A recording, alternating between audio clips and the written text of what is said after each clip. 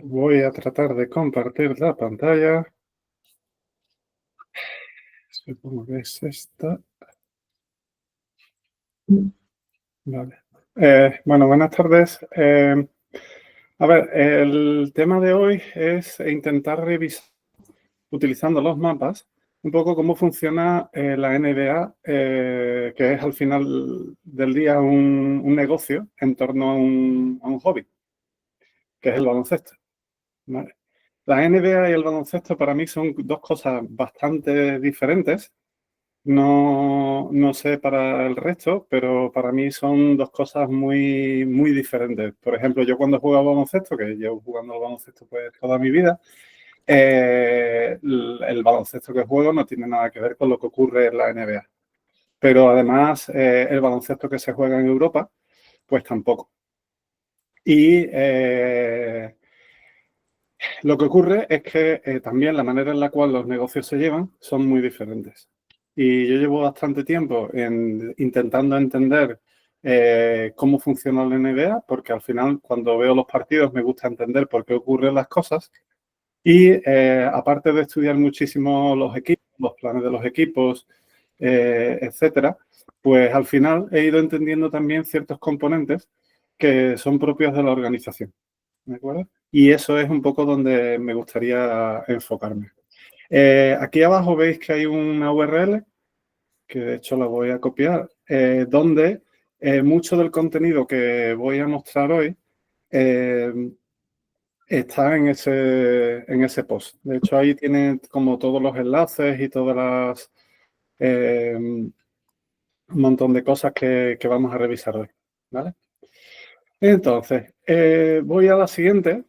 A ver, la NBA, algunas de estas 4 imágenes, dependiendo de la edad o de cuándo hayáis visto algo de baloncesto de Estados Unidos, os sonará. A los más mayores, esta imagen les será bastante conocida, de Larry Bird y Magic Johnson. Esta otra, que es de la final del 95 contra Utah, de los Chicago Bulls.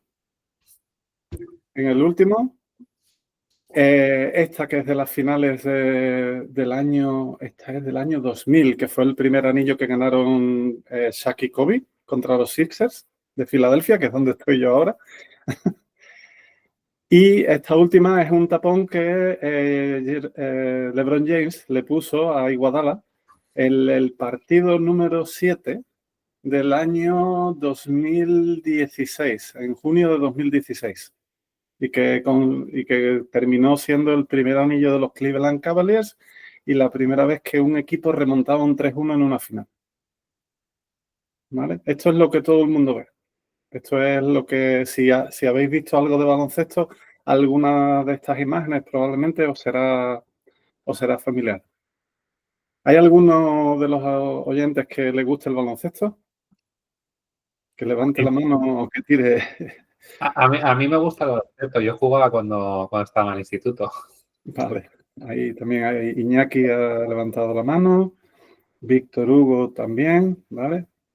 Bueno, hoy no vamos a ver nada de esto. Y M también, ¿vale? Vale, entonces, un seguidor de la NBA, y digamos si aquí cogemos el seguidor medio, y aquí ya empiezo a utilizar una cadena de valores. Una cadena de valor es, al final, es el seguimiento que haces de ver partidos en la tele, seguimiento en redes sociales y donde el componente de los highlights, digamos, tiene muchísima importancia a la hora de difundir la estética del deporte y la estética de todo lo que ocurre dentro de la cancha, ¿vale? El baloncesto es un juego muy estético y cuando se lleva a cabo por personas que son agraciadas genéticamente y que han estado toda su vida entrenando, de repente te puedes encontrar pues con situaciones que son estéticamente muy, muy bonitas. Entonces, pero vamos, ocurre lo mismo con el ballet, con el tenis o con cualquier otra disciplina. Cualquier disciplina llevada a su último grado de ejecución tiene un impacto visual importante. ¿Vale? Entonces, esta es una de las partes más importantes que ahora mismo ocurre dentro del baloncesto NBA. Y la NBA, una de las cosas interesantes es que está permitiendo que la difusión de todos los datos se siga, digamos, sin restricciones, ¿vale? Y eso no es algo que ocurre en todos los deportes. Por ejemplo, el fútbol tiene restricciones, el fútbol americano en Estados Unidos tiene restricciones. Entonces, a la hora de consumir deporte, si tú vas a las redes sociales, puedes consumir NBA todo lo que te apetezca, pero de otros deportes no. Y eso es una cosa que la NBA como organización lo sigue manteniendo como principio de actuación. O sea, ¿te ¿Vale? refieres a que todo el contenido está en abierto en redes? O sea, tú puedes poner cualquier clip. En la NBA es propietaria, pero tú puedes manipular ese contenido, subirlo a YouTube y la NBA no te va a decir que estás incumpliendo ningún tipo de propiedad intelectual, cosa que en otros deportes te pueden ocurrir. A ver, imagino que no te dejarán subir partidos completos a YouTube, No, pero te dejan meter clips y sí. resúmenes y demás, ¿no? De hecho, hay una cosa muy interesante y es que, por ejemplo, los highlights, hay unos highlights que se han conformado como unos highlights que son 9-10 minutos. Hubo youtubers que se dedicaron a hacer highlights. Y lo que hizo la NBA fue decir, bueno, esto yo no quiero quitar el principio de restringir el dato, porque la falta de restricción del dato está haciendo que la popularidad de la NBA se incremente. Pero quiero que la gente entre en mi canal y que utilice mi canal. Entonces lo que hizo fue competir con los youtubers. Y lo que hizo fue automatizar los highlights de los partidos. De manera que si tú ves un partido y termina el primer cuarto, a los 5 minutos te vas a YouTube, a hacer la prueba, ¿eh? Te vas a YouTube, buscas el partido del día y ya tienes el resumen del primer cuarto subido a YouTube, cuando todavía están jugando el segundo cuarto.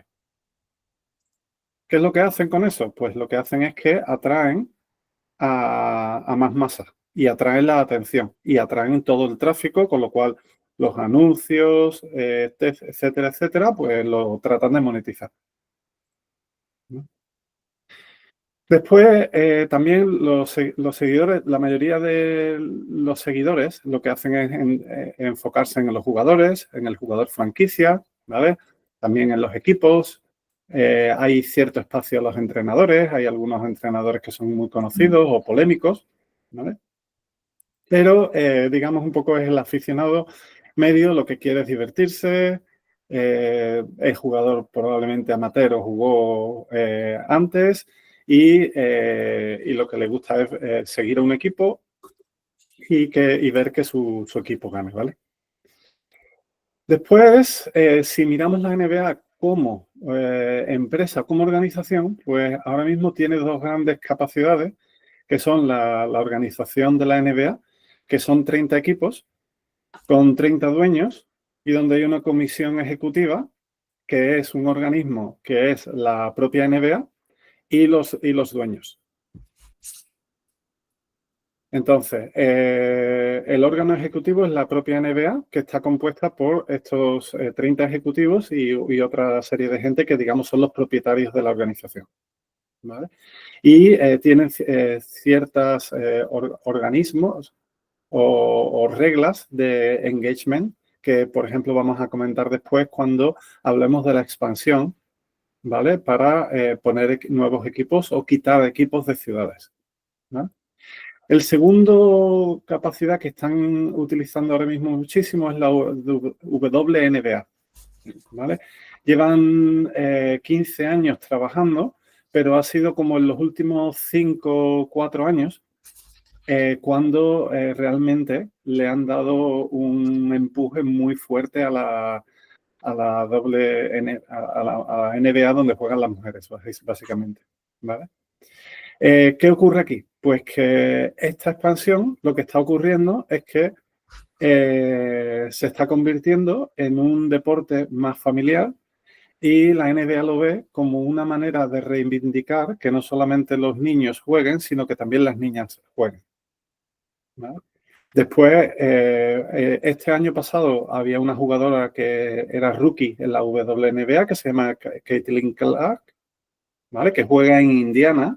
Bueno, pues yo que vivo en Filadelfia, este año he visto muchas camisetas donde hay niñas con camisetas de Caitlin Clark, ¿vale? O sea, el impacto en Filadelfia, que no tiene nada que ver con Indiana, pues se ve en la calle, ¿vale? Y esta es una de las cosas que ellos están potenciando muchísimo. De hecho, una de las cosas que están haciendo, que hicieron, fue crear un equipo de la de la NBA femenina en Las Vegas, que es uno de los puntos donde la NBA está discutiendo si merece la pena crear una franquicia allí, ¿vale? Después hay otra cosa importante y es el contrato de la NBA con las televisiones. Esta es probablemente una de la principal y más estable fuente de ingresos de este negocio. Y de hecho, si nos fijamos en deportes en Europa, es uno de los grandes problemas que tiene el baloncesto europeo. Es una de las grandes situaciones que tiene el fútbol en Europa, ¿vale? ¿Por qué? Pues porque al final este contrato es un contrato que se firma normalmente a 5 o 7 años. El último que se ha firmado ha sido a 11 años. Y eso al final lo que hace es darle una estabilidad a la organización muy grande, porque hay unos mínimos que se cubren, etcétera, etcétera, etcétera. ¿Vale? Después está la venta de tickets, la página oficial de la NBA. Tienen a los officials, la manera en la cual están los árbitros, están organizados. Es un ente semi-independiente, pero pertenece a la NBA. Y hay unos organismos que son los que crean las reglas del juego. Dentro de estas reglas del juego existe una cosa que se llama la G-League o Liga de Desarrollo, que es como un poco la segunda división, pero no es una segunda división, más bien es como una cantera donde los equipos prueban a jugadores, con lo cual los equipos se benefician de la G-League para tener jugadores que van tratando que progresen.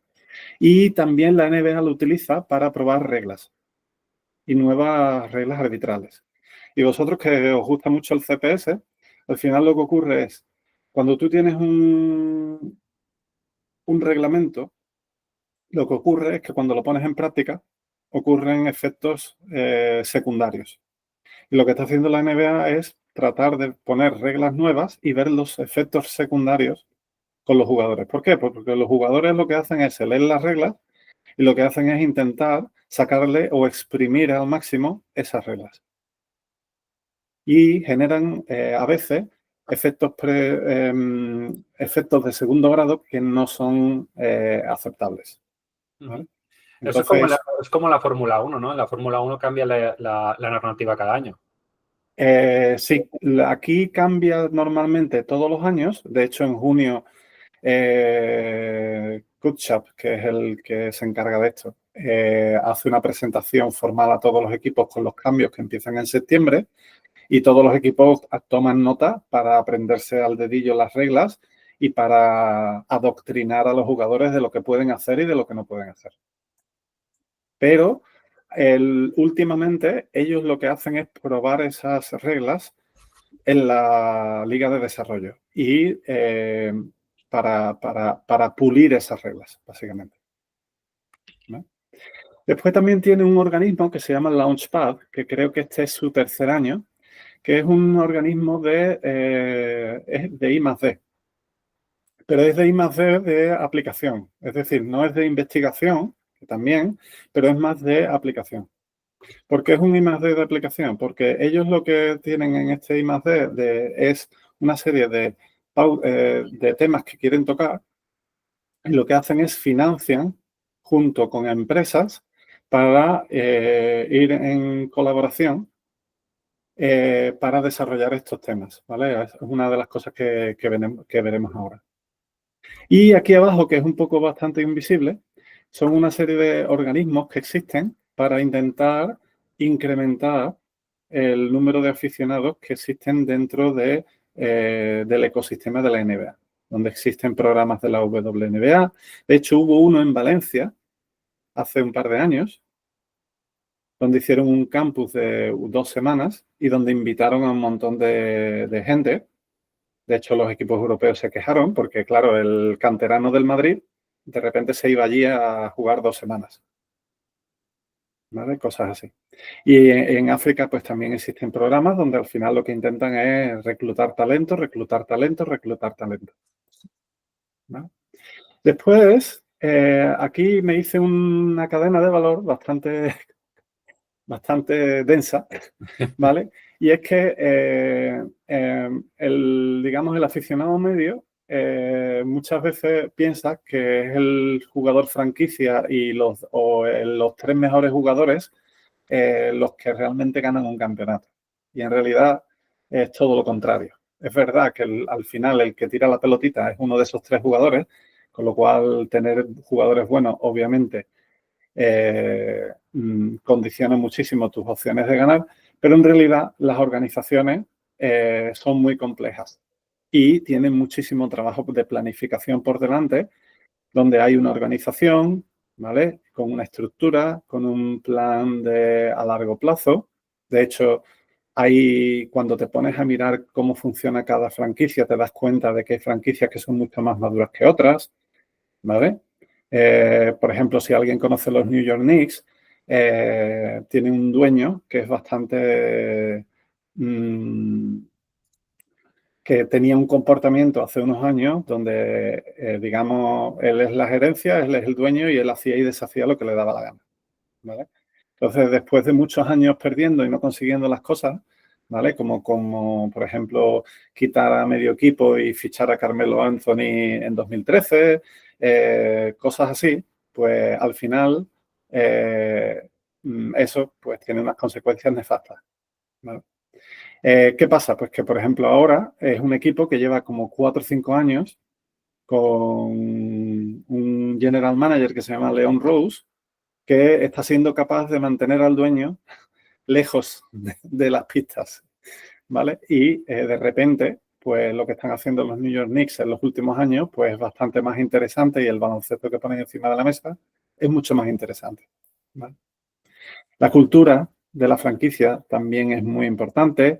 El equipo, donde hay equipo técnico, donde está el head coach, pero el head coach tiene como 5 o 6 entrenadores especialistas, ¿vale? Tenemos también una cosa que es la composición de los equipos, donde se trabaja muchísimo también el players fit, los intangibles, el impacto defensivo, el impacto ofensivo, etcétera, etcétera, etcétera. Y donde muchos equipos al final lo que buscan es tener un roster de 8 jugadores y lo que tratan es mantenerlos sanos para que lleguen a abril, que es cuando empiezan los playoffs, ¿vale? Entonces, si tú eres capaz de montar un equipo que tiene buen fit y mantenerlos sanos hasta abril, pues probablemente vas a tener buenas opciones de hacer cosas interesantes, ¿vale? Bueno, esto es un poco más profundo, pero lo dejo aquí porque es un poco también denso. Hay otra cosa también y es que existe una cosa que se llama el salary cap, ¿vale? Que es el tope salarial. Que además este año han incluido Antes existía el salary cap, que era una barrera, pero ahora, como la NBA se dio cuenta de que a los equipos les daba igual, lo que han hecho es poner otra restricción que se llama el segundo APROM o el segundo límite. Y ese segundo límite no solamente es un límite que penaliza económicamente a los equipos que lo cruzan, sino que además tiene consecuencias negativas porque no puedes disponer de ciertas rondas del draft, con lo cual estás hipotecando tu futuro, y además tienes restricciones a la hora de hacer traspasos. Vale, por aclarar un poco, el salary cap era que se ponía un tope a la cantidad de salario que se podía pagar a los jugadores. Correcto. ¿No? Entonces ahora el salary cap creo que está alrededor de 180 millones de dólares al año. Significa que tienes 12 jugadores, tienes que repartirlo. Y si tienes 3 jugadores que cobran 50, pues te quedan 35 para los otros 9. Y digamos que eso no estaba haciendo suficiente, ¿no? Para que los equipos... No, de hecho, el primer APRON creo que estaba en 205 millones o algo así y se lo pasaban. Y entonces lo que han hecho es poner un segundo, pero además con restricciones concretas de traspasos y de acceso a números del draft. Vale. El draft para los no neófitos es un sorteo de. O sea, los jugadores nuevos que se pueden contratar cada año, que salen de la universidad o salen del instituto, es el orden en el que tú puedes elegir. Entonces, te interesa poder elegir antes, si te fastidian el draft, es que no podrás tener de las primeras elecciones, ¿no? Eso es digamos, la idea. Correcto. La liga de la NBA es una organización cerrada y para poder jugar ahí tienes que cumplir ciertos requisitos. La puerta de entrada normal es el draft, pero también puedes tener jugadores que están no drafteados. Pero los jugadores no drafteados entran porque de repente entran en un equipo de la G League. Es decir, son reclutados directamente por las franquicias para jugar en la G League. Y si tienen un periodo que creo que son 3 meses o algo así dentro de la G League, ya pueden ser subidos al equipo. ¿Vale?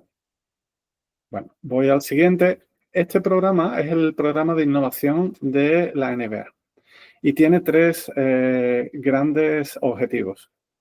La salud de los jugadores, mejorar el entretenimiento y mejorar la experiencia de los aficionados. Dentro de lo que es la experiencia de los aficionados, hay 2 grandes vías de actuación, que es los juegos, ¿vale? Juegos por consola, ordenador o móvil, y la experiencia de apuestas. Las apuestas electrónicas en Estados Unidos se han empezado a permitir desde hace, creo que fue 4 años, justo después del COVID, y la NBA está tratando de explotar esto al máximo, desde el minuto 1. Y entonces lo que han hecho es llegar a acuerdos con 3 grandes firmas de apuestas y después lo que están haciendo es, pero con acuerdos en los cuales ellos tienen la potestad de definir qué es lo que se puede apostar y lo que no se puede apostar. Es decir, ellos no permiten que haya apuestas fuera de las reglas que ellos imponen. Por ejemplo, este año impusieron una regla que empezó en septiembre en la cual las 3 plataformas que tienen acuerdo con la NBA no pueden ofrecer apuestas individuales sobre jugadores. Es decir, el jugador Pepito va a meter 10 puntos en este partido, si ese jugador tiene un contrato de menos de 10 días. Entonces, hay pequeños detalles que ellos tienen en cuenta y que, además, a la hora de firmar los contratos, ellos tienen la potestad de definir qué es lo que se puede y qué es lo que no. ¿Vale? Launchpad es un programa que se suele lanzar en septiembre y lo que hace es invitar a empresas para proponer ideas. Entonces, por ejemplo, este año le han dado un proyecto a una empresa francesa que lo que hace es, con cámaras, recogen todas las imágenes de un partido y lo que hacen es hacer análisis de esfuerzo de los jugadores en pista. Es una empresa francesa que ya lo hace en fútbol y es una empresa francesa que se presentó a Launchpad y que ha sido otorgada con esta beca. Esta beca les da dinero para desarrollar su producto, que está orientado al fútbol, para desarrollarlo en baloncesto, y además además del premio económico, tienen acceso a un volumen de información tremenda de todos los partidos, creo que era de 3 años para atrás, para poder utilizarlo como base de datos y como base de datos de entrenamiento para afinar todos los patrones que les van a permitir definir niveles de fatiga, niveles de esfuerzo máximo, etcétera, etcétera, etcétera. Hay muchísimas cosas que se analizan, muchísimas cosas. Joaquín, ¿puedes darle al botón de presentar? Es que veo que tenemos ahí el PowerPoint. No sé si te importa. No, está bien así. ¿Lo veis bien? Sí, se ve bien. Lo único es que se ve el resto del PowerPoint, todos los Vale, botones. vale. ¿Pero ahora se ve bien o no? No, se sigue. Ah, es que no está presentando la pantalla que tocas. Está presentando la pantalla de. Perdón, perdón, perdón. Lo arreglo. Sí. Perdona que no te. No, no, no pasa nada. Ah, sí, ¿Vale? Ahora sí mejor, ¿no? Vale. gracias. Entonces, esta empresa, pues, está, digamos, tiene la oportunidad de, gracias a la asociación que tiene con la NBA, pues, desarrollar su producto en otro deporte completamente diferente. ¿Vale? Ujú. Creo que el acuerdo eran 2 o 3 años y no sé, digamos, todo ese trabajo, cómo, digamos, se reparte la propiedad intelectual que quede ahí o si va a haber una continuación. Pero al final lo que la NBA quiere es tener mecanismos de inversión en las cuales mejoran el deporte. ¿Por qué? Porque al final ellos, como tienen objetivos económicos y tienen objetivos de crecimiento, para ellos es muy importante. Hay un gran debate sobre el número de partidos de liga regular, que la carga para los jugadores es muy alta. Entonces ellos están invirtiendo para tratar de que los equipos tengan las herramientas disponibles para prevenir el mayor número de lesiones. Sí, leí que los jugadores, uno de los problemas de los rookies es que como todavía no están desarrollados, no están acostumbrados, se suelen romper muy a menudo. Sí, porque físicamente no están acostumbrados a la carga de viajes y de entrenamientos y de partidos, ¿no? Ujú. Y entonces es una de las cosas que la NBA pues tiene más interés, porque al final, si tú llegas a un playoff y ocurre como el año pasado, que Haliburton estaba lesionado en Indiana, que Damian Lillard también estuvo lesionado, de que los New York Knicks llegaron a las finales de conferencia con medio equipo sentado porque estaban lesionados, pues al final eso no es bueno para el negocio, eso no es bueno para el espectador, con lo cual la NBA dice, esto no es bueno para nosotros, tenemos que tratar de mitigar. Uh-huh. Y ahora, cuando les dicen, oye, ¿por qué no reduces los partidos? Dicen, no reduzco los partidos porque me afecta directamente al bolsillo y no lo voy a hacer. Voy a hacer lo contrario, voy a crear una cosa que se llama la Copa NBA y lo voy a hacer en noviembre y voy a meter más partidos, no menos. Sí, sí, claro. De hecho, el formato de Copa se copió de la Copa de España, de la Copa del Rey. Entonces ellos lo que han hecho es poner un formato en la parte de la ley regular que es menos atractiva, que es entre noviembre y diciembre, que yo normalmente lo llamo como el pre-season, antes de la temporada. La pretemporada real es en agosto, entre agosto y octubre, pero para mí la pretemporada en realidad la llevan hasta diciembre. Los equipos se ponen las pilas a partir de diciembre o a partir de febrero después del All-Star Game. Y lo que ocurre, bueno, pues que al final pues la NBA pues está tratando de darle los mecanismos a los jugadores y a los equipos para que tengan la manera de conservar a los jugadores para abril, ¿no? También lo que ocurre es que hubo una época entre el 2015 y el 2020 donde los entrenadores sentaban mucho a los jugadores. Entonces, de repente, un equipo iba a jugar a Indiana y todo el mundo quería ir a ver a Stephen Curry y de repente Stephen Curry esa noche no jugaba. ¿Por qué? Pues porque el equipo iba a ganar de 20 con Stephen Curry o sin Stephen Curry. Y entonces el entrenador pues decidía sentarlo. Entonces la NBA puso restricciones a ese tipo de cosas para que no hubiera lo que llaman el load management, que es la gestión de la fatiga de los jugadores. Uh-huh. Entonces tú ahora si quieres sentar a un jugador y que no juegue, tienes que médicamente, digamos, un doctor te tiene que decir por qué no puedes jugar. Los equipos médicos de los equipos son cada vez más grandes. O sea, empezó a haber equipos médicos a finales de los 90, donde el equipo médico era un médico. Ahora los equipos médicos de las franquicias más grandes, como por ejemplo Golden State, podemos estar hablando de un equipo médico de 5 personas y de una red de especialistas de especialistas de rodillas, especialistas de tobillos, especialistas de las pestañas, si hace falta. ¿Vale?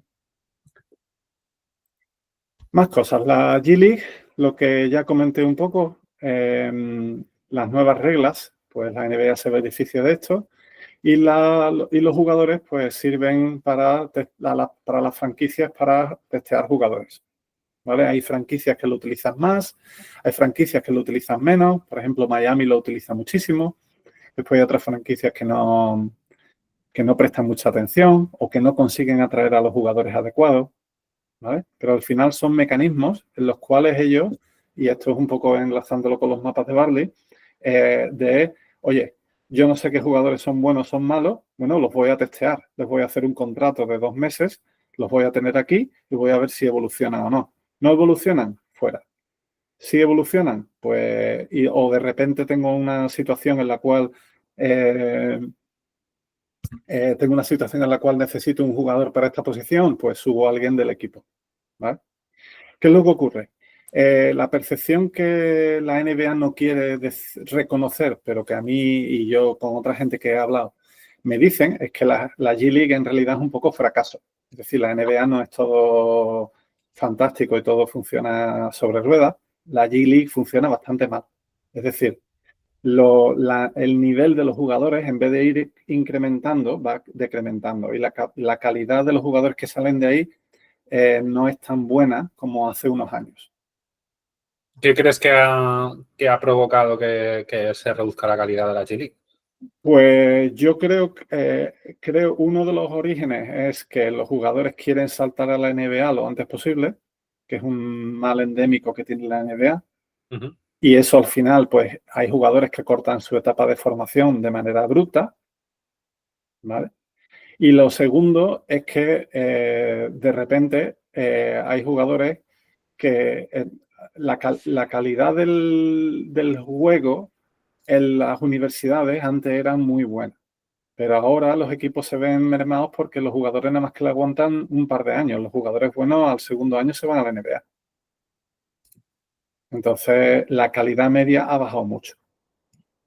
De hecho, por eso también yo creo que ha habido una época donde los jugadores europeos han empezado a dominar, pues porque tienen una exposición a competitividad pues mucho más alta. El caso más, eso es Luka Doncic. Luka Doncic empezó a jugar en el Real Madrid en el primer equipo con 16 años. Cuando llegó a la NBA con 23, llevaba 5 años con el culo pelado. O sea, había jugado finales de la Copa de Europa, es capaz de jugar durante 5 o 6 meses a alto nivel. Entonces, cuando llega allí, no, este hombre es rookie. Rookie,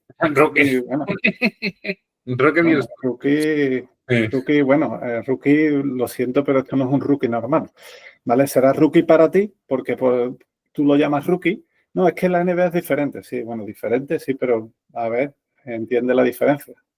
A ver, incluso Doncic lo dice en las entrevistas, dice, en la Liga Europea es más difícil que la NBA porque juegan más cerca y es más físico porque, o sea, en cuanto a arbitraje, los europeos dan un poco más de libertad para dar hostias. Entonces, en la NBA básicamente tienen más espacio y menos fisicalidad. Entonces, Doncic está maravilloso, está muy feliz en la NBA. A ver, él está, a ver, eso de que es menos físico, yo no estoy de acuerdo. Yo creo que es más físico, pero es diferente. Es decir, en el baloncesto europeo se permite mucho más el contacto, lo cual hace que se dificulte muchísimo más los movimientos y lo que un atacante puede hacer sobre un defensor, y al revés, porque digamos ahí hay una tensión entre el atacante y el defensor, entonces el atacante está más maniatado. Lo que ocurre es que con las reglas que existen en la NBA, es verdad que se permite mucho menos el contacto, pero eso provoca que tengas que ser mucho más rápido para encontrar espacios. Lo que pasa es que, claro, una persona como Luka Doncic con ese talento encuentra espacios donde le da la gana, ¿vale? Pero sí es verdad que es muy, muy exigente. Y eso de que no se defiende la NBA, eso es completamente falso. La NBA se defiende mucho y además las reglas digamos, como que le ponen una mano atada a la espalda al defensor. Es decir, no les permite defender de manera tan intensa, ¿vale? Por ejemplo, este año han puesto una regla nueva en la cual un jugador que va corriendo y el defensor va detrás, si el atacante frena y el otro contacta, eso es falta. Entonces, te encuentras jugadores como James Harden o como Jay Moran, que son jugadores que son capaces de coger esas reglas y decir, ah, vale, esta regla, bueno, pues la voy a explotar a mi favor. Voy a estar medio partido tirando tiros libres. Y entonces, de repente, en partidos con los cuales no están jugando muy bien o los cuales no están siendo capaces de imponer el ritmo que ellos quieren, dicen, no, no, no hay ningún problema. Ahora voy a explotar esta regla y voy a ir pum, pum, pum, pum. Entonces, los jugadores saben un poco cómo explotar todo eso y de hecho hay reglas que van al año siguiente o la modifican o la adaptan para evitar ese tipo de abuso de algo que está puesto para evitar que los jugadores se lesionen. Vale. Bueno, volvemos a la G-League, perdona que te he distraído. Sí, vale, bueno, la G-League es este laboratorio. Después, mira, aquí es un mapa acerca de cómo funciona la expansión internacional de la televisión. ¿Vale? Entonces, a los que sois aficionados, bueno, pues en Estados Unidos se puede ver la televisión y es, digamos, el mecanismo para verlo. Yo, por ejemplo, tengo contratado el NBA League Pass, pero por estar en Filadelfia no puedo ver los partidos de los Philadelphia 76ers. Si quiero verlos, tengo que ir a la televisión normal y verlo por la NCBC, que es quien tiene los derechos. En España eso no ocurre. Tú te puedes coger y te puedes poner eso. El último año que me hice yo del NBA Pass League, lo que ocurría era que Movistar tenía los acuerdos en España. Y entonces cuando te intentabas dar de alta, el NBA Pass League te decía, no puedes. Si quieres ver la NBA tienes que irte a Movistar. Y entonces yo era, pero yo no tengo televisión, lo veo esto en el ordenador. No, además no quiero comprar el paquete de Movistar porque no es solamente la NBA, es un montón de cosas que no quiero. Entonces, lo que hice fue, bueno, puse un proxy, lo contraté en Francia y lo veía desde casa, ¿vale? Pero son acuerdos que ellos tienen porque ellos crearon esta plataforma, que es una plataforma digital, en la cual ellos están explotando y están aprendiendo desde el año 2011 a cómo explotar los vídeos y a cómo explotar la emisión. Entonces, eso que te comenté antes, Pau, de los highlights, eso pertenece a este NBA Pass League. La unidad de negocio de visualización se encarga de ese tipo de cosas. Después, ellos también están aprendiendo. De hecho, los primeros años de NBA Pass League eran a veces malos. ¿Por qué? Pues porque ellos no tenían la capacidad suficiente para hacer el streaming de mucha carga de usuarios. Y a veces se veía mal. Y la experiencia de usuario a veces era mala. ¿Vale? ¿Qué ocurre? Pues que ellos han ido aprendiendo y ellos tienen esto como una de las capacidades en las cuales están invirtiendo más. ¿Vale? Entonces, hasta ahora, este año, de hecho, es el último año en el cual este modelo es el que está ocurriendo, ¿vale? ¿Qué es lo que ocurre? Pues que la NBA llegó a un acuerdo con Movistar y Movistar puede emitir ciertos partidos y etcétera, etcétera. Y la NBA a nivel local llegó en los países, invierte, como por ejemplo llegó a un acuerdo con un programa que se llama El Reverso, que es un podcast de baloncesto. Llegó a un acuerdo con las revistas gigantes, entonces había ciertos artículos que se ponían en un sitio que se llamaba NBA Spain, etcétera, etcétera, etcétera. ¿Qué es lo que ha ocurrido? Pues que en la negociación con el nuevo contrato que se firmó y se publicó, creo que fue en junio de este año, y el contrato empieza la temporada que viene, es decir, en septiembre del 2025, pues ellos han ido tratando de poner en valor todo lo que ellos están desarrollando para convencer a las personas, a las organizaciones que iban al deal de que el valor de la NBA era mucho mayor. ¿Vale? Entonces, ¿qué es lo que han conseguido? Pues lo que han conseguido es que en vez de un contrato de 7 años, que era el último, han conseguido un contrato de 11 años. Y el contrato televisivo lo han multiplicado casi por 3. O sea, la cantidad de dinero ahora es, o sea, cada año pagan por 3. Sí, Han conseguido, a través de desarrollar sus capacidades y el valor que dan, han aumentado un por 3 el dinero que reciben de las televisiones. correcto, porque ellos han sido capaces de hacer crecer la masa de aficionados, han sido capaces de hacer crecer la masa de gente que utiliza el NBA League Pass, no solamente en Estados Unidos, sino fuera de Estados Unidos, con lo cual lo están tratando de convertir en un deporte global o en una afición global, no en una afición local. Y ellos todos estos mecanismos al final son mecanismos de medidas en los cuales ellos tienen datos en los cuales les dice, oye, es que mi mercado no es Estados Unidos, mi mercado es el mundo.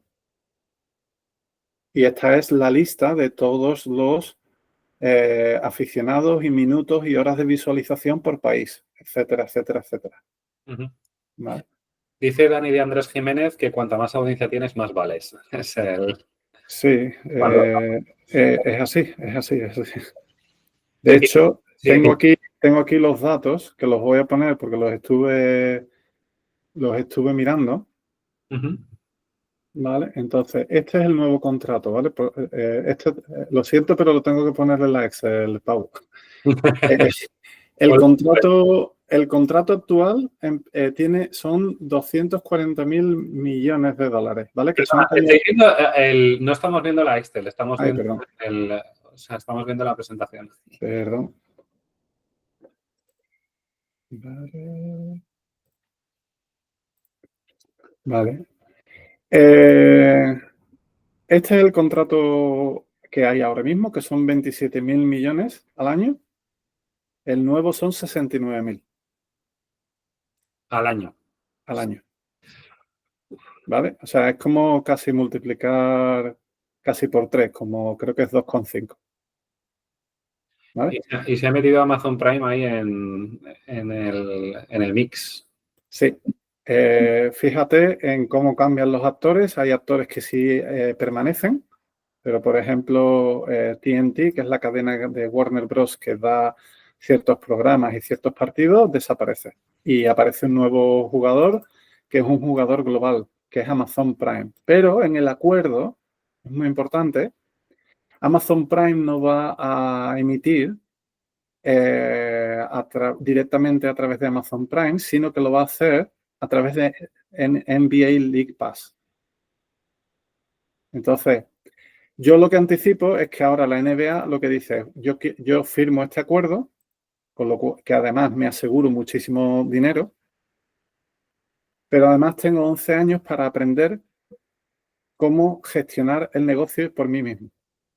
Es decir, yo lo que diría es que la NBA está diciendo, dentro de 11 años, mi idea es no tener que firmar un acuerdo televisivo, porque yo soy el acuerdo televisivo. Porque yo he creado mi propio ecosistema en el cual yo monetizo todo esto. Porque significa que si yo soy capaz de que las televisiones me den esto, imagínate que no consigo que las televisiones me den esto, sino que consigo hablar directamente con los anunciantes y que los anunciantes me paguen a mí. Con lo cual me llevo este dinero más el margen que se llevan las televisiones. Sí, de la cadena de valor quieren la parte de abajo, de los proveedores de retransmisión, quieren hacerla ellos. Claro. Yo intuyo qué es lo que quieren hacer. Es decir, darse 11 años para aprender a cómo tomar el control y subir en la cadena de valor. Es curioso porque es al revés de lo que suele suceder. O sea, normalmente el que domina es el canal de distribución, que son las televisiones, pero en este caso, como tiene tanto valor el producto se está convirtiendo, o sea, el producto se va a comer el canal de distribución. Esa es la idea que tiene la NBA. Yo intuyo que es la idea que tiene la NBA. Yo no lo sé, ¿eh? No lo sé. Esto es especulación pura y dura. Esto ¿vale? es uno de los patrones de los mapas de Warley, el Innovate Sí, Commodities, ¿no? exactamente. Normalmente irían hacia la derecha, pero ellos lo que están intentando es ir cada vez más cerca del Hacia usuario. arriba. Sí. Ellos están intentando tirar para arriba. Entonces, por eso en el primer mapa tengo la flechita para arriba. Ellos no quieren ir a la derecha. Ellos quieren ir para arriba. Uh-huh. ¿Vale? Que es una estrategia que se hace poco a menudo porque es muy potente, sí. Comenta Pablo AV, Sí, se suele comentar que en España no sería posible a día de hoy un ACB League Pass porque la señal es propiedad de Movistar, que no hay esa posibilidad de agregador de retransmisiones locales que tiene la NBA. eso es cierto, porque probablemente Movistar habrá firmado en exclusiva, correcto. Eso es cierto. Te quería preguntar sobre el mapa. Has puesto unas bolitas de Future Consensus, Minority Equal Majority. Sí, ¿A qué te refieres qué querías representar con esas bolitas en el mapa? lo que quiere decir es que el consenso general es que digamos, en los mapas de Barley hay una cosa que se llaman los capital flows, ¿no? O el flujo, ¿no? Uh-huh. Entonces, el flujo de esto al final está representado como una única persona, pero en realidad estos son millones de personas repartidos por el mundo que consumen televisión, ¿no? Es lo que intenta representar. Entonces, aquí lo que ocurre es que la minoría en España ve la NBA ahora mismo por el League Pass y la mayoría lo ve la Vale. mayoría lo ve por Movistar. ¿Qué es lo que ocurre? Que esta cajita, aunque es la minoría, está creciendo. Y es lo que quiere decir las flechitas para arriba. Sí. Y esta, que es la mayoría, está disminuyendo. O sea, lo que está representando es que el capital flow está fluyendo por dos lados a la vez. Sí, Entonces, ahora mismo representas que tienen más ahora mismo Movistar, pero que están perdiendo a favor del NBA League Pass Channel. correcto. Eso es lo que quiere representar. Muy Entonces, interesante. el siguiente mapa es lo que va a ocurrir a partir del año que viene. Uh-huh. Entonces, lo primero es que Movistar está fuera. Lo segundo es que, si os fijáis, esta rama de aquí que había aquí en medio desaparece porque en el contrato todo, igual que decía Pablo, la exclusividad de la emisión internacional la va a tener Amazon, que también lo están pagando, ¿eh? Que no digo yo que no, que lo están pagando. Entonces, 20 millones al año, es que eso es mucho dinero. es por 3, o sea, entonces, ¿qué es lo que ocurre? Pues que una de las cosas que vienen en el contrato es que la emisión tiene que ser a través de NBA League Pass. O sea, Es decir, ellos lo podrán poner por Twitch, ellos lo podrán poner por Amazon Prime, pero todo el tráfico va a tener que pasar por ciertas, lo voy a decir mal y pronto, data centers de la NBA, porque ellos en realidad quieren saber quién está viendo la NBA, quién no la está viendo, quieren tener todo ese dato. Por eso que comentaba antes de darse 11 años para aprender a cómo gestionar el negocio por ellos mismos. ¿Vale? estratégica. Yo creo que ese es el movimiento que quieren hacer. Ahora, Movistar está fuera ahora mismo, pero de aquí a septiembre del año que viene puede ocurrir un patrón que yo he visto ya varias veces, y es que Telefónica te pisa el cable. ¿Vale? Se va más abajo en la cadena de valor. Y entonces, de repente, tu señal, como por ejemplo la señal de Netflix, no es buena. ¿Y por qué no es buena? Uy, pues no sé por qué. Casualidad. ¿Vale? Casualidad. Y entonces, años después, pues Netflix se da cuenta de que si quiere que se vea bien en Netflix en España, pues tiene que llegar a un acuerdo. Y entonces, hace creo que 2 semanas, se anunció un acuerdo entre Netflix y Movistar. Casualidad. ¿Vale? Entonces, no es la primera vez que ocurre, pero hay ciertos patrones oscuros que se repiten en ciertas geografías donde la infraestructura, alguien pisa el cable y ocurre. Lo de pisar el cable no solamente en España, ¿eh? A ver, que las mafias existen en todos lados. en todos lados y en muchos sectores. Sí. Se acaba de anunciar también con Apple TV, se hizo con DAZN. O sea, que Apple TV ha comprado DAZN. No lo sé, yo eso no lo sabía. No, lo dice Pablo. Es que no Ah, lo dice Pablo AV por comentario. No sé a qué no te entiendo, Pablo. No sé si es que Apple TV pasa a ingresarse en el catálogo de Movistar. sí, eso fue lo que se anunció hace, creo, un par de semanas. Ese dato concreto sí lo he visto yo antes. Bueno, al final es gente que viene de fuera que quiere sacarse dinero de aquí. Entonces, Ujú. las empresas de aquí te dicen, sí, que te sacarás dinero, pero tienes que pagar el impuesto. El aquí. impuesto revolucionario hay que pagarlo. Bueno, yo no estaría muy sorprendido de que al final Movistar volviera a estar dentro de la cadena de valor, pero ahora mismo está fuera. ¿Vale? Seguimos para adelante, porque ya son casi las Sí, 8, ¿vale? A ver, el siguiente, si os acordáis, había un mapa donde trataba de representar, eh,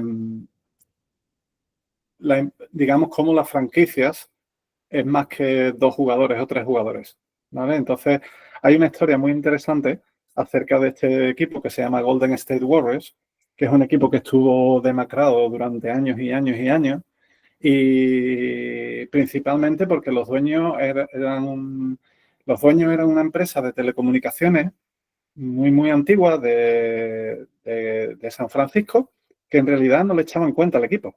Y entonces cuando le decían, oye, invierte más en esto, decían, a mí me da igual, yo tengo ahí mi equipo, voy a ver el equipo, pero tampoco le prestaba mucha atención, ¿no? Entonces el equipo, voy a contar un poco la historia, que probablemente algunos ya la conoceréis, pero voy a tratar de contar la historia de lo que pasó por detrás, no lo que pasó en la pista, porque lo que pasó en la pista, si seguís el baloncesto, sabréis bastante de lo que ocurrió, ¿vale? Entonces, bueno, lo primero que ocurrió es que estos dos señores, uno que pertenece al mundo de la informática y el otro que pertenece al mundo del espectáculo, convencieron a los antiguos dueños que por 450 millones de dólares, que no era la mejor oferta, porque la mejor oferta era la del dueño de Oracle, pero el dueño de Oracle no se llevaba bien con los antiguos dueños. Y entonces fue al final como estos dos señores se comprometieron de que iban a invertir en la franquicia, de que iban a poner mucho más dinero aparte de lo que le iban a pagar a ellos.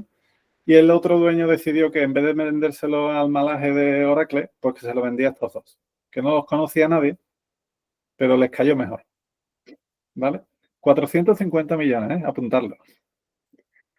Eso fue en el año 2010, ¿vale? Pero eso para una franquicia de la NBA es bastante poco, ¿no? O sea, es poco dinero. Bueno, poco dinero ahora. Ahora, sí.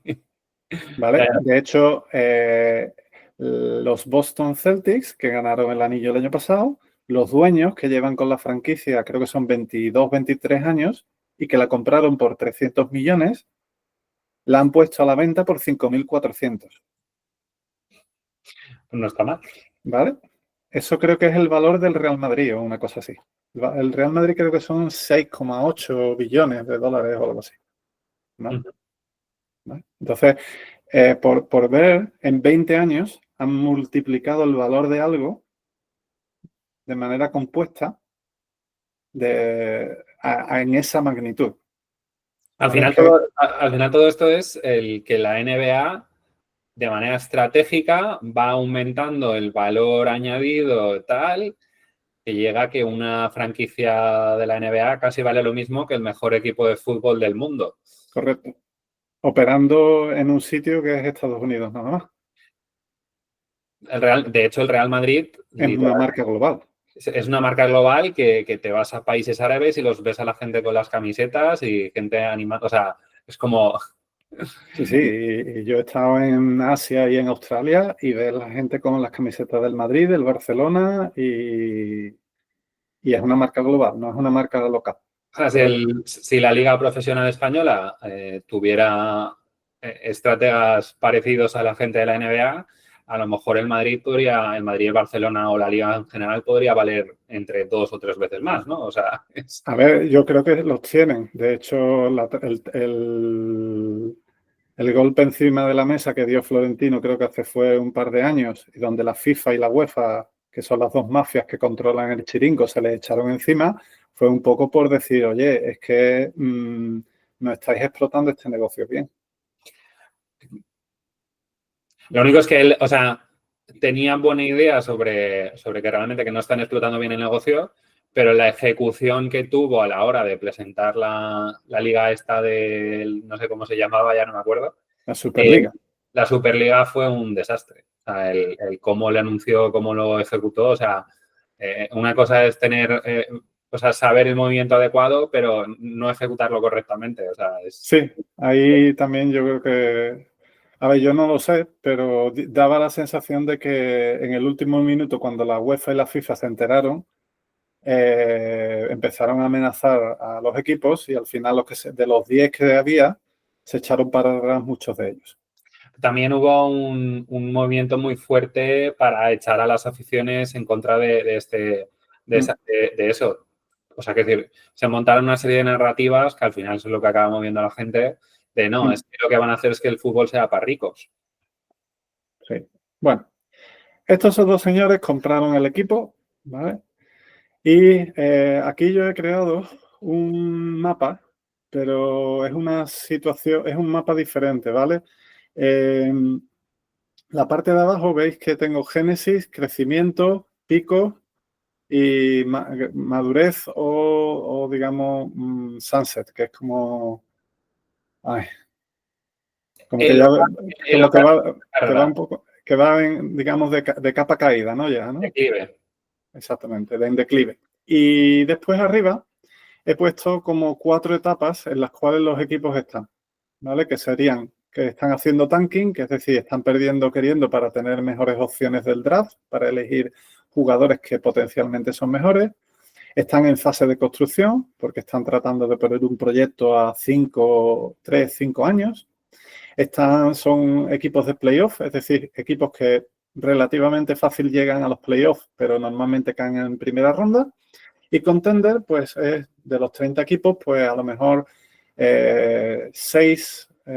4 o 6 equipos que tienen opciones de llegar a las finales de conferencia o a la final de la NBA. Al final, las finales de conferencias pues son 4 equipos y después uno de ellos pues al final termina ganando, ¿vale? Entonces, del 2010 al 2012, yo creo que los Golden State estaban, digamos, en fase de construcción, ¿vale?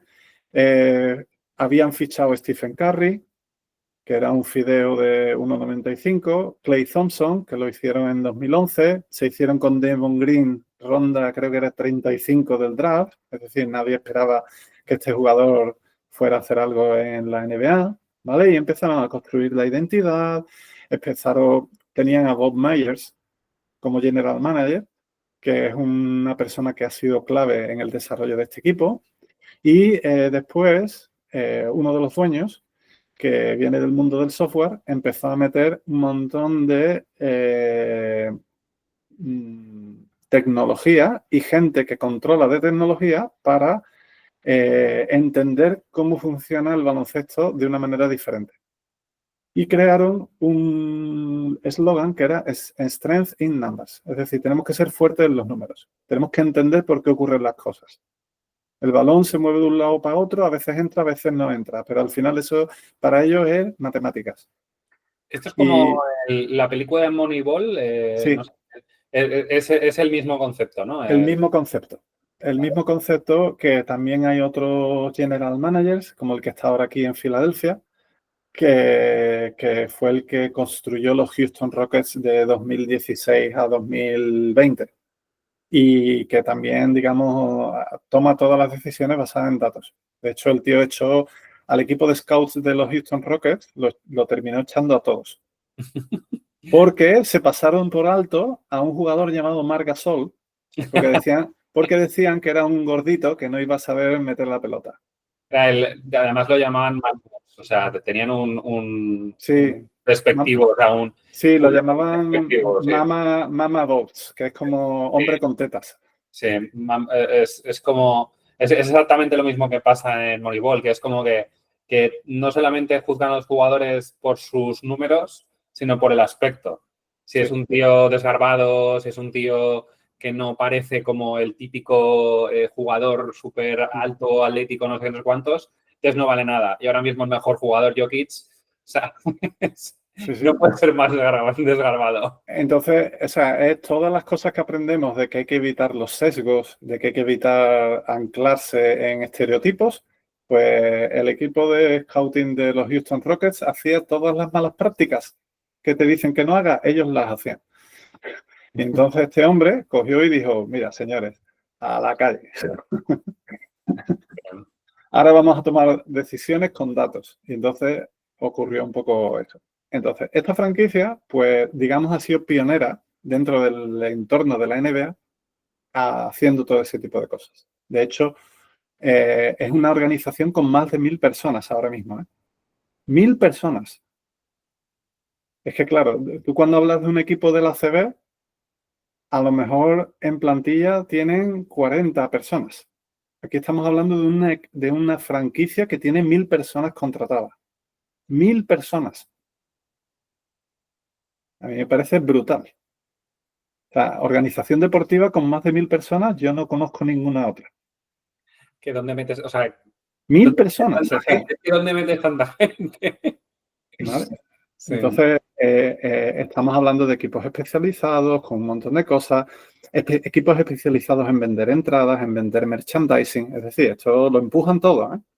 Esta gente se están dedicando a vender camisetas en Tailandia porque no quieren perder ni un céntimo del margen de lo que puedan, aunque sea un mercado malo o un mercado que no presta atención. Qué mentalidad tan americana, ¿eh? Sí, sí. Esta gente... A ver, el producto baloncesto es mucho mejor en Europa. Pero Estados Unidos, con un producto peor, a mi parecer, lo están explotando económicamente de una manera muchísimo mejor. Yo, por ejemplo, tienen el relato. O sea, los americanos siempre han ganado en el relato. O sea, el relato, la narrativa, la épica, tal. Saben venderlo mejor al final. Bueno, ellos empezaron por aquí, ¿no? Después hubo un periodo entre 2012 y 2014 donde ya de repente empezaron a meterse en playoff. Pero bueno, llegaban a playoff y los echaban para casa, ¿vale?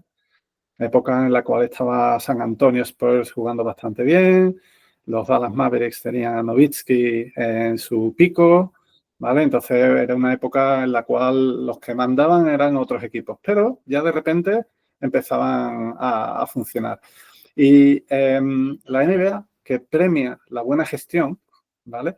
Les dio al equipo del año en gestión, se lo dieron a los Golden State. Especialmente a este señor de aquí que se llama Bob Myers, empezó en 2011, que fue el que, digamos, cambió muchísimas de las cosas que estaban ocurriendo dentro de la organización del equipo, ¿vale? Los jugadores empezaron a despuntar. De repente, en 2013, se hicieron con un veterano que venía de los Denver Nuggets, pero que había jugado muchísimos años en Filadelfia, que se llamaba Andre Iguodala. Andre Iguodala fue jugador franquicia en Filadelfia durante algunos años, cuando se retiró Allen Iverson. El jugador franquicia era Iguodala. ¿Qué pasa? Pues que este jugador pues, seguía creciendo y aceptó, lo traspasaron a los Nuggets y de los Nuggets se fue a los Golden State, ¿vale?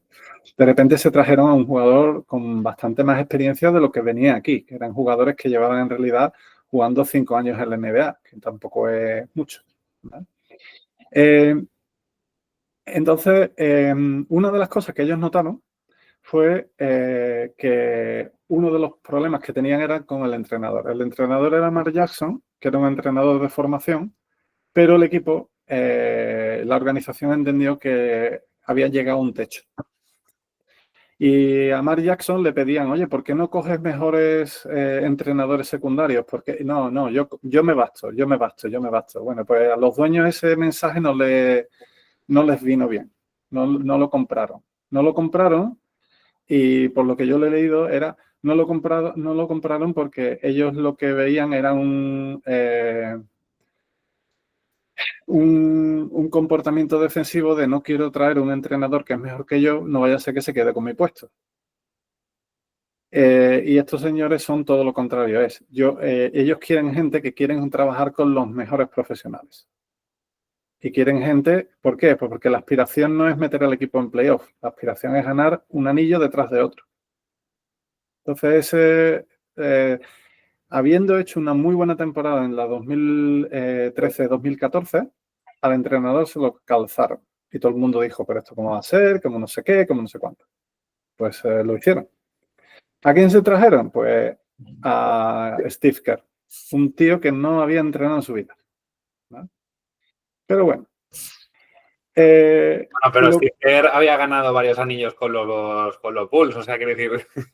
Bueno, había ganado el segundo del CPIT con los Chicago y después había ganado 2 anillos también con San Antonio. Sí.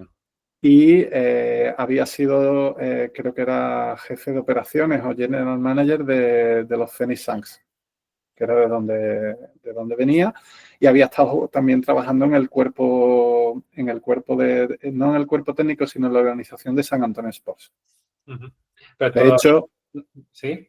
De hecho, él se trajo el book de Popovich a los Golden State Warriors. De hecho, Popovich decía que le jodía mucho que se había llevado el playbook de los San Antonio Sports, pero lo que más le jodía era que tenía los jugadores adecuados para ejecutarlo mejor que él, que eso era lo que realmente le jodía a él. No solamente me robas, sino que además puedes aprovecharlo mejor. Exactamente, porque porque de repente tenía unos talentos llamados Stephen Curry, llamado Klay Thompson y llamado Draymond Green, y después otros secundarios, como también Andre Iguodala, Sean Stevenson, Sean Livingston, etcétera, etcétera, etcétera, que de repente ese playbook lo ejecutaban mejor. Entonces siempre hablamos que la estrategia es importante, pero la ejecución en realidad es mucho más importante. Bueno, pues aquí un ejemplo de alguien que cogió un playbook de alguien y lo ejecutó mejor, ¿vale? También es verdad que él jugó con ese playbook, es decir, no es una persona que copió algo que le era ajeno. Él había estado jugando, creo que eran 4 años en San Antonio, ¿vale? Entonces, ese playbook, si tú has jugado con ese playbook, tú te sabes de memoria esas jugadas. A ver, un jugador de baloncesto se sabe la jugada de memoria. O sea, yo me acuerdo de memoria de jugadas que jugaba con 17 años. Sí, ¿Vale? Yo también. ¿Vale? Y jugábamos de una manera bastante orquestada en el equipo que yo jugaba, ¿eh? Y yo me acuerdo. Entonces, estos jugadores que son de alto nivel y que llevan toda la vida jugando son como jugadores de ajedrez. Son capaces de decirte las cosas de memoria. Pero son tan complicadas como las de la NFL, porque en la NFL están loquísimos con las jugadas. Sí, sí, sí. A ver, el playbook de San Antonio Spurs es un libraco así, ¿eh? Y los jugadores se lo tienen que saber porque ¿qué pasa? Que no todos los jugadores se lo saben. Solamente en realidad se lo saben de memoria bien 2 o 3 jugadores, que suelen ser los que al final... Pero lo que ocurre, de hecho hay anécdotas de Popovich sacando una jugada que no utilizaba desde hace 5 años. Pero el comentarista que se sabe el book de memoria dice, hostia, acaba de hacer la jugada tal, espérate que lo miro. Y se saca el book y busca el book como en las páginas de Telefónica y te dice, hostia, es esta jugada, es verdad. Creo que no la utiliza desde año tal, tal, tal. O sea, Vale. ese es el nivel. Sí. Entonces, realmente ellos, la puesta en marcha, la puesta en escena de un partido de baloncesto, en realidad es la herencia de un montón de trabajo de hace muchos años. ¿Vale? Entonces, aquí hay un periodo entre 2015 y 2019 donde se convierten en contender. Además, tienen la suerte de que en 2015 ganan el anillo, primer año que estaba Steve Kerr en el banquillo, de repente ganan el anillo. ¿Vale? Y bueno, ganaron el anillo. De repente. Sí, sí, todo el mundo dijo, hostia, ¿cómo es capaz? De repente esta gente ha ganado el anillo. Bueno, pues espérate, porque es que esta gente llevan trabajando de esta manera diferente, ¿vale? Y aquí es donde hablamos de la estrategia, es no trates de parecerte al resto, sé diferente. Esta franquicia se refundó y se construyó de una manera diferente y se llevaron las cosas a un entorno competitivo diferente. Se aceleraron muchas cosas, aparte de que se aceleró el juego gracias a que tenían unos jugadores que eran capaces de ejecutar cosas a una velocidad que no todo el mundo era capaz de hacer, que ese es una de las cosas que decía Popovich, que decía, es que claro, yo no tengo a Stephen Curry y no puedo ejecutar a la velocidad que ellos lo hacen. Pues claro.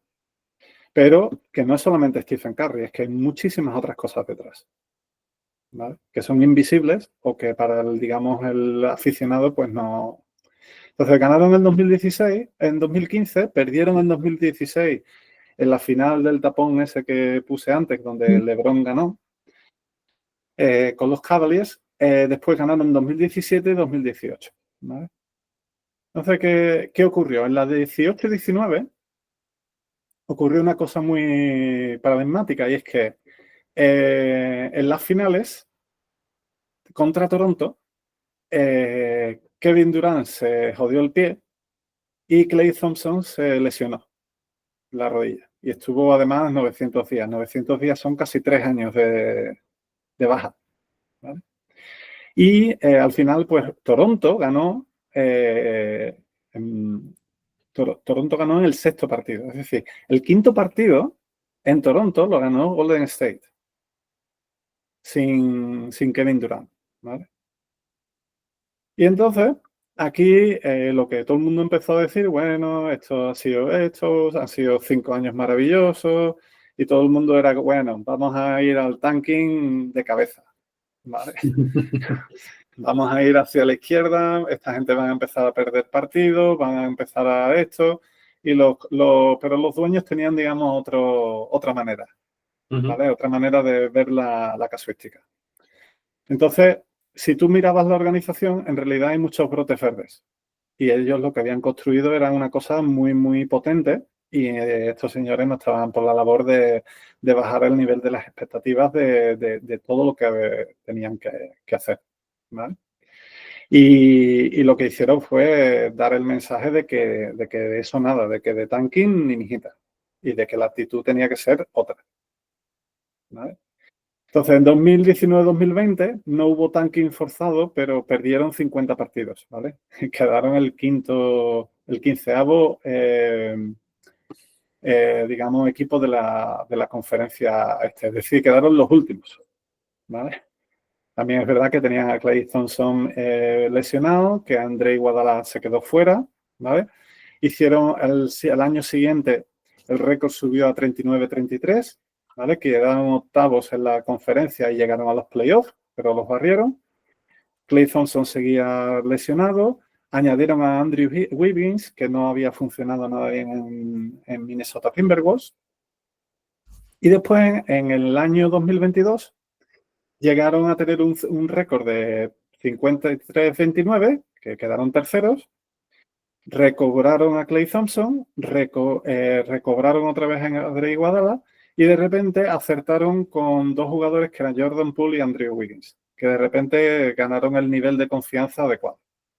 Y de repente cayeron en playoff y empezaron a ganar rondas y llegaron a las finales. Y en las finales, pues, gracias al talento de ese jugador llamado Stephen Curry, especialmente el partido quinto en Boston, fue un atraco a mano armada, porque iba la serie iba 2-2 y de repente el quinto partido era en Boston.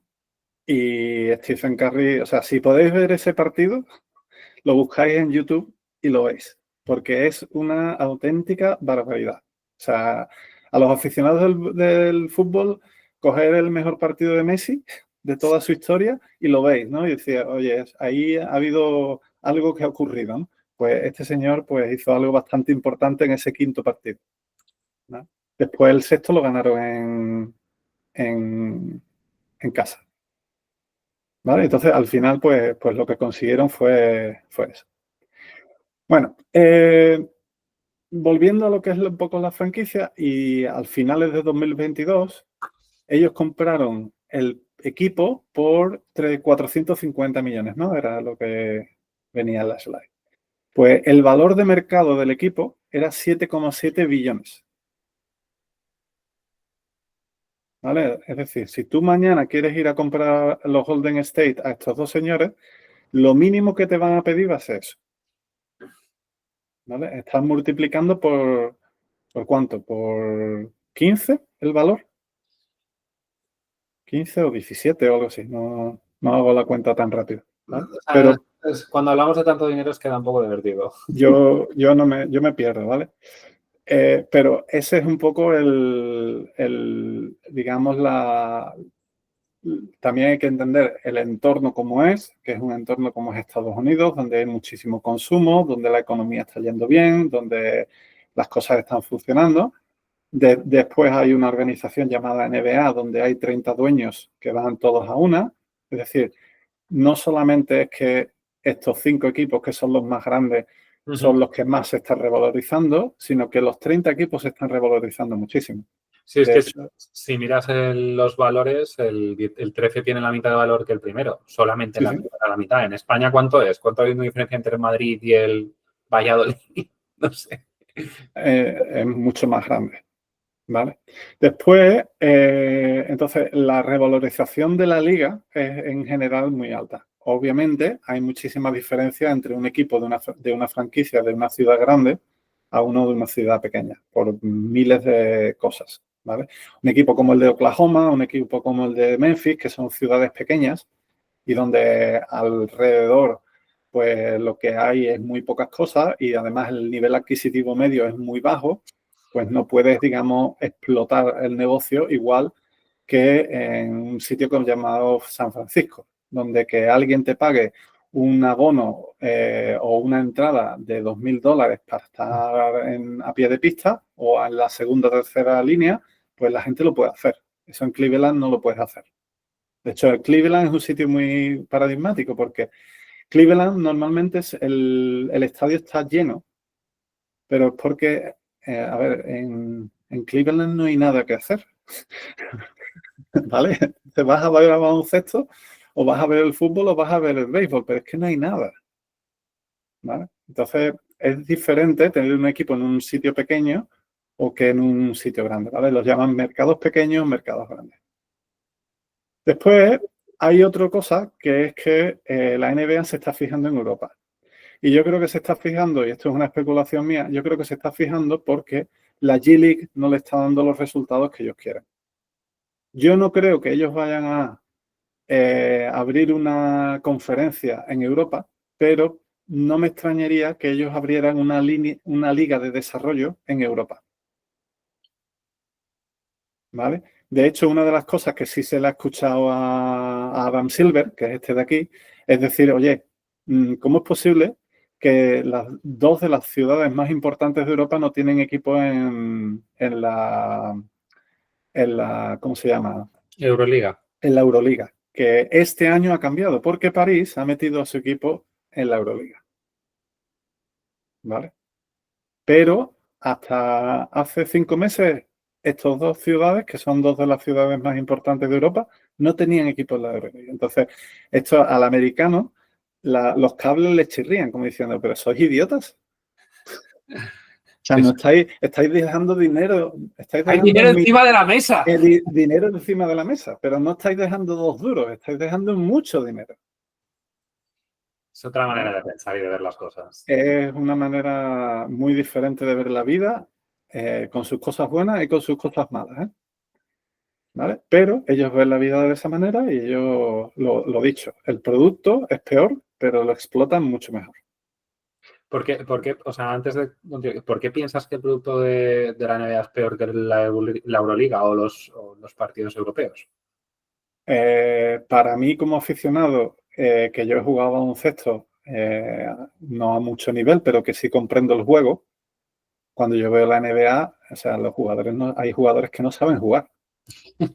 O sea, no saben jugar. O sea, lo que ocurre es que tienen un despliegue físico que hace que sea portentoso. Entonces, al final es un ecosistema donde lo que se premia es el nivel físico que tienes. El atleticismo que lo llaman. El atleticismo por muchísimas cosas. Después la gente dice, oh, es que ¿cómo es posible que un jugador como Jokic sea el MVP? Pues vamos a ver, porque ese hombre tiene un cerebro y es capaz de ver cosas y ver los espacios y poner el balón en un sitio de una manera que el resto de jugadores no hace. Y el Entonces, cabrón no se levanta ni 10 centímetros del suelo, ¿eh? O sea, si le y, ves saltar es como que... Exactamente. Entonces, a nivel de baloncesto, yo cuando veo el baloncesto europeo, a mí me gusta más porque es una coreografía mucho más orquestada y mucho más, eh, más compleja y que está mucho más trabajada. En la NBA lo que se hace es explotar el dato. Es decir, oye, este jugador tiene una ventaja específica en este tipo de situaciones. Lo vamos a explotar. Y entonces lo que hacen es explotarlo, explotarlo, explotarlo. Entonces, el, el, por ejemplo, en Golden State había momentos donde ellos ponían a Stephen Curry a hacer una serie de jugadas. Y de repente el hombre estaba acertado esa noche y es que a lo mejor en el segundo cuarto ya iban ganando de 25. Entonces, ¿qué hacía Steve Kerr, que es el entrenador? Lo cogía, lo sentaba y le decía, no, ahora te sientas. Y cuando le preguntaban los periodistas al final del partido, le decían, oye, ¿por qué has sentado a Stephen Curry si estaba pletórico? Y entonces el hombre decía, es que yo lo que necesito es que, primero, necesito esconder mis armas. Entonces yo sé que todos los equipos están mirando lo que yo estoy haciendo y lo que estoy explotando. Entonces ellos lo van a defender mejor. Yo me quiero preparar para los playoffs, con lo cual tengo que esconder mis cartas. Lo segundo es que tengo en los playoffs es una guerra de guerrilla, entonces tengo que hacer que el resto del equipo juegue bien, no solamente Stephen Curry, porque si lo que quiero es ganarle el anillo, necesito un equipo, no una única persona. Entonces, ese tipo de cosas los americanos lo explotan muy bien. Te cogen un jugador como James Harden y dicen, estas son las 3 situaciones donde este hombre explota todo. Y entonces es boom, boom, boom, boom, boom, boom. ¿Qué pasa? Pues que eso es un juego aburrido. ¿Por qué? Porque lo que hace es ir con un martillo pilón a siempre lo mismo. Y no hay una manera de pararlo porque además el reglamento No lo permite. te impide hacerlo. Pregunta Pablo comenta Pablo en el chat, hay mucha preocupación en los clubes europeos con que el talento joven cada vez se marcha antes a las universidades americanas, donde las condiciones son mejores y hay opciones de saltar a la NBA. En Europa, pese a los cupos de nacionales, tienen poco margen y el proceso es muy lento. Pues, creo que lo hemos comentado antes, es decir, los clubes europeos nunca van a poder competir con la NBA por una sencilla razón, se le llama dinero. Y aparte, Sí, pero en las universidades americanas tienen mucho mejores condiciones que aquí en España. Eso es un hecho. Sí, pero hay que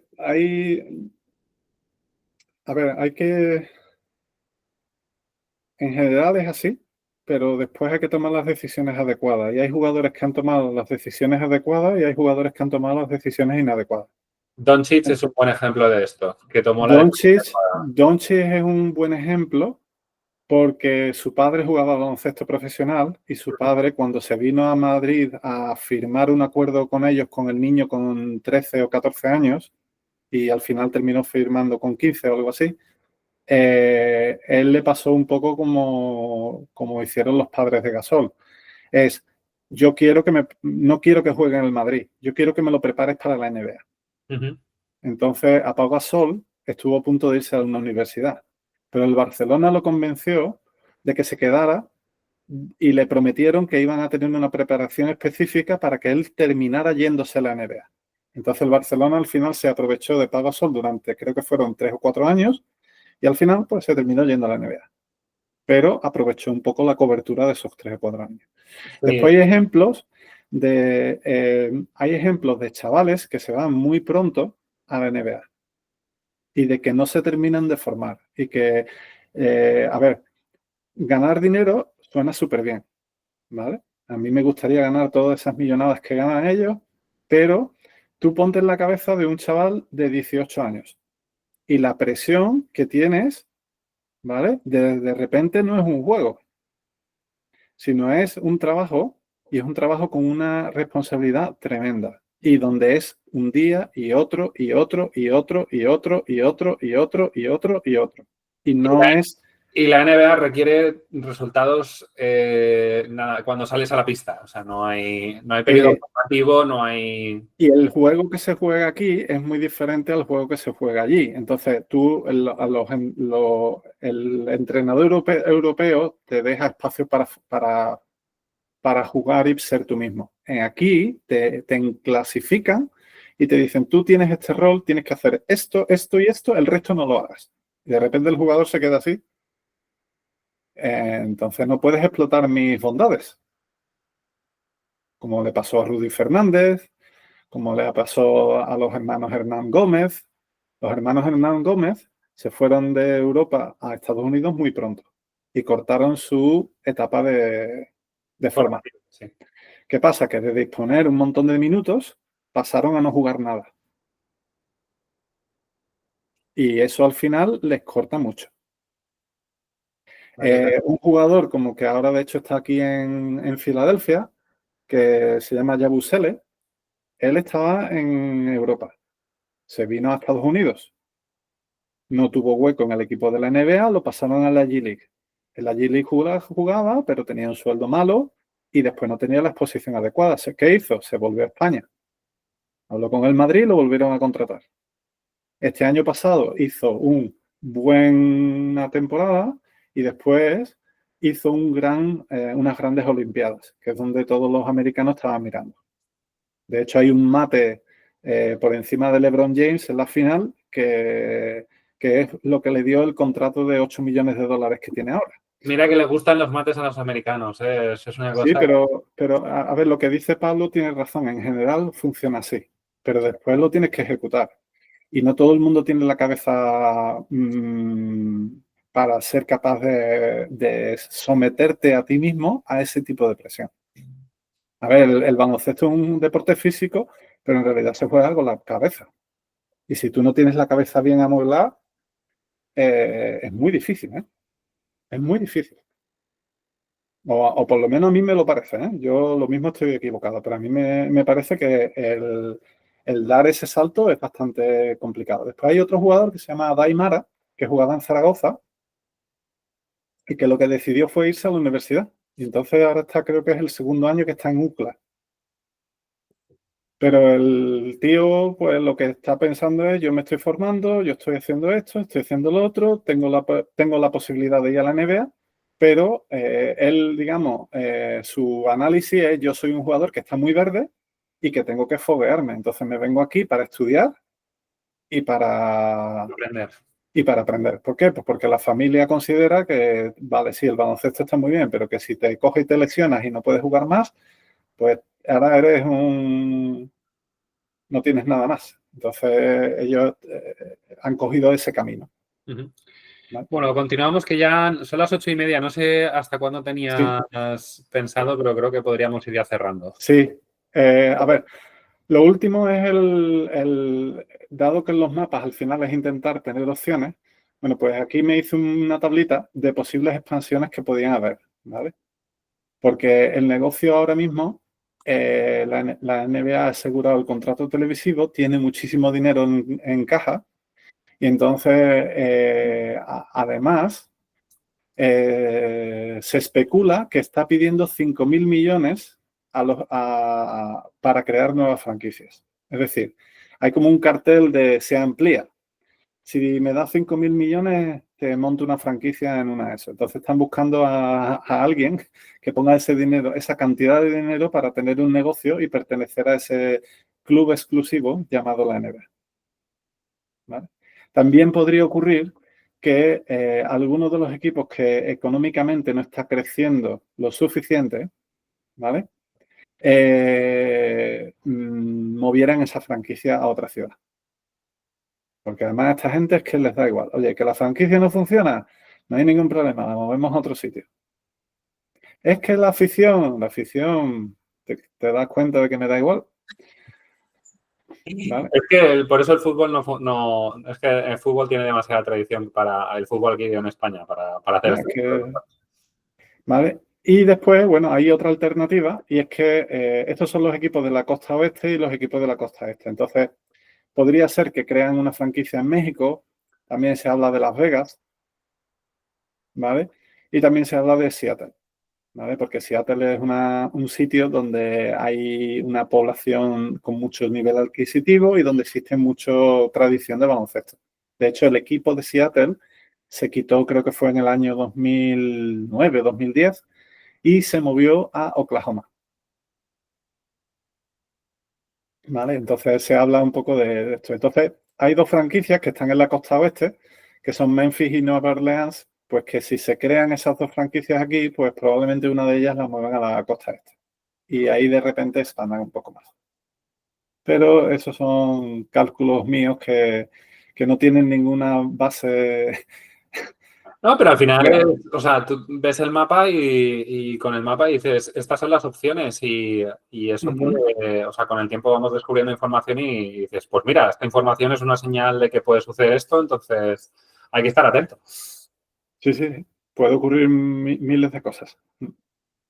Así que bueno, esta es un poco la historia. Entonces, por cerrar, esto es una organización que es una organización privada que están explotando un negocio que está basado en un hobby que se llama baloncesto y que está en la vanguardia del uso de innovación y prácticas nuevas que no existen. Ellos están creando maneras de ejecutar este tipo de negocio.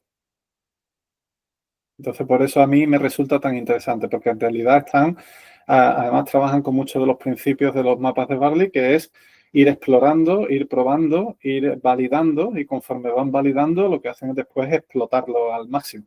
Entonces, se pueden aprender muchos detalles de cómo ellos, digamos, van tomando decisiones y también cómo se equivocan y lo que pasa es que cuando se equivocan es difícil saberlo porque obviamente nos dicen que se han equivocado, tienes que descubrirlo tú. Pero lo que has dicho, por ejemplo, de que los aficionados hacían vídeos de highlights y en vez de prohibirlo, dijeron, vamos a hacerlo nosotros. Eso es estrategia pura, o sea, no es un... O sea, si coges y cierras los vídeos de los fans, te enemistas con el fandom, en vez de enemistarte con el fandom, le das un producto mejor.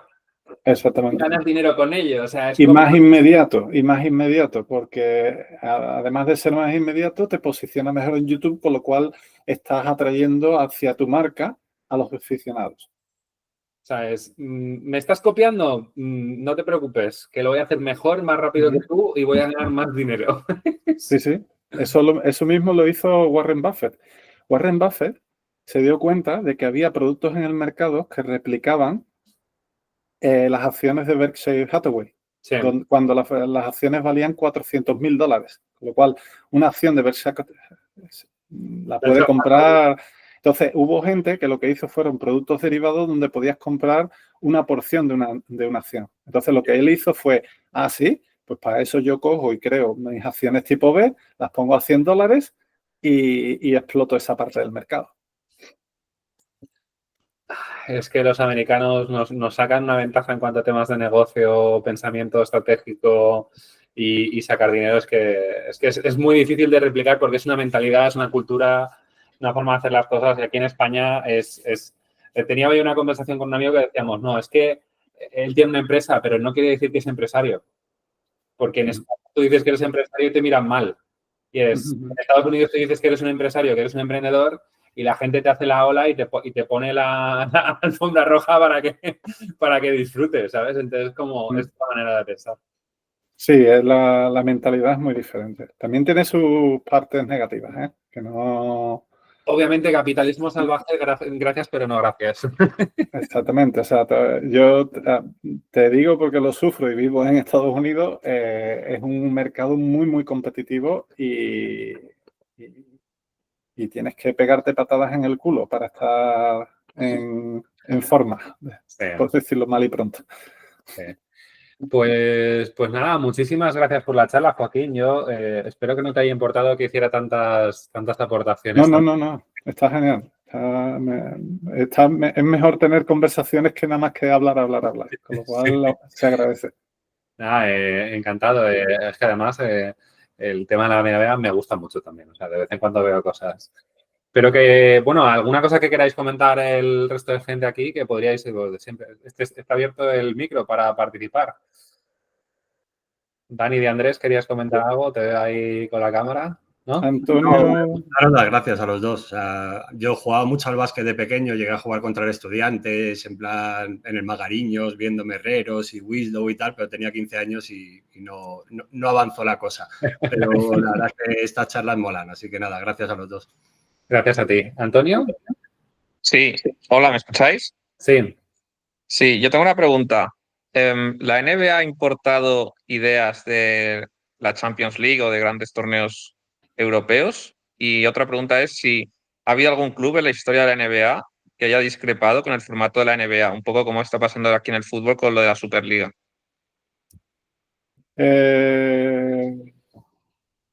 al primera pregunta, lo único que yo conozco que ha copiado ha sido el formato de la Copa del Rey. De la Copa del Rey de baloncesto. Es decir, coger en mitad de temporada y de... Porque, a ver, en la ACB, el evento más importante que tiene en el año es la Copa del Rey. Es el evento más visto en televisión, más que la final de la ACB en junio.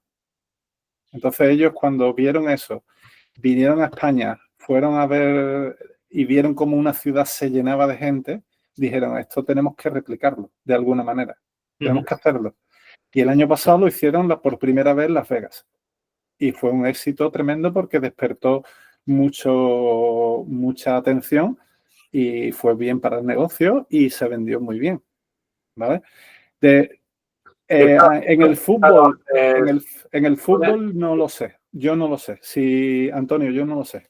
En el fútbol no lo sé. Si ellos han copiado algo o si ellos han aprendido de algo sobre la Champions League, la verdad es que no lo sé. A colación de esto hay un comentario que no he reflejado antes, pero bueno, Pablo decía que le parecía interesante y raro cómo la NBA lleva 2 años posponiendo el descuento Black Friday, que es sobre el 50% del League Pass, a que pase la Copa del Rey. Es decir, se esperan a que pase esa Copa del Rey y dice, por el interés. Entonces dice, no sé si tiene tanto interés, pues sí, está funcionando, está funcionando. Si no, darían un descuento. De hecho, yo os quería comentar una cosa porque en tema videojuegos hay un juego que se llama Overwatch, que también tiene una liga profesional, bueno, tenía una liga profesional.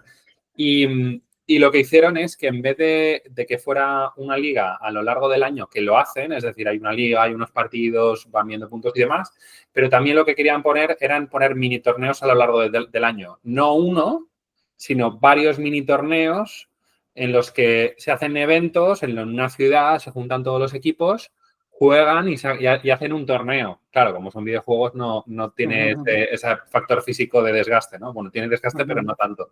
Entonces, como que, claro, los mini torneos provocan que te puedas emocionar mucho más. En vez de tener que esperarte al final, es como, ostras, este torneo, a ver quién gana el torneo. Y vas viendo y como que los equipos se lo toman de otra manera. La segunda pregunta, Antonio. A ver, hay equipos que discrepan. Hay dueños de equipos que discrepan. Y de hecho ha habido dueños que han terminado vendiendo los equipos porque, digamos, no les gustaba la línea en las cuales iba ciertas cosas de la NBA y se han ido. También hay otra cosa, es que en los años 70, ahora mismo solamente existe la NBA, pero en los años 70 existían 2 organizaciones diferentes, que eran la ABA y la NBA. De hecho, la calidad de los jugadores de la ABA era generalmente mejor que los de la NBA. Pero los cerebros que había en el despacho eran mejores los de la NBA que los de la ABA. Entonces, lo que ocurrió fue que en la crisis de los 70 en Estados Unidos, la ABA tuvo unos problemas económicos tremendos y para sobrevivir, las franquicias lo que hicieron fue unirse con la NBA. Digamos, dijeron, oye, tenemos que hacer esto de otra manera. Entonces, al final, la ABA como organización desapareció y las franquicias se unieron a la NBA. A ver, los 30 dueños con es un club selecto y privado con muchísimo ego. Imaginaros el nivel de los dueños de unos equipos de estas dimensiones, ¿vale? Entonces, además, cada uno viene de su padre, de su madre y todos tienen su opinión. Entonces, debe ser muy interesante. Yo pagaría entrada por ver reuniones de esos señores todos hablando y discutiendo y poniendo las cosas encima de la mesa. Pero no lo sé. Pero Que bueno, hay, al final funciona, porque quiero decir que los equipos de la NBA se han revalorizado muchísimo en los últimos años. Por lo tanto, independientemente de que haya tanto ego, han encontrado una manera de que eso funcione y tire para adelante. Sí, y hay que, a ver, el comisionado que hay ahora, que es Adam Silver, viene de trabajar como COO con el comisionado anterior, que era David Stern.